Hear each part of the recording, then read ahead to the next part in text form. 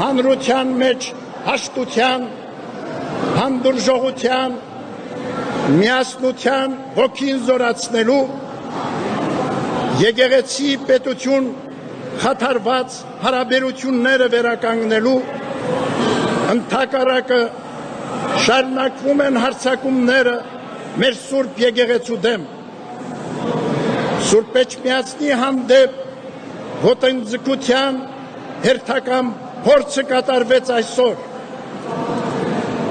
Ցավոք,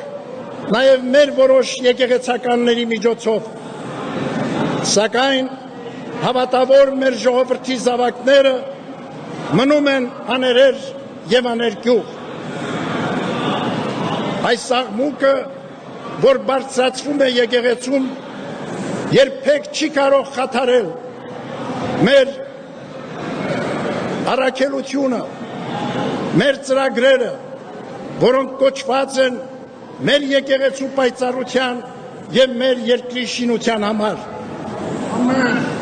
Հայրապետական մեր գնահատանքն ենք բերում ձեզ, սիրելիներ, եւ բոլոր հայրենիներին, ազգային կազմակերպություններին, որոնք տարիներ շարունակ, ինչպես նաև հակաեկեղեցական արշավի այս օրերին, իրենց զորակցությունն են ցուցաբերում Մայրաթոր Սուրբ Էջմիածնին եւ մեր Սուրբ եկեղեցու ազգօգուտ առաքելությանը։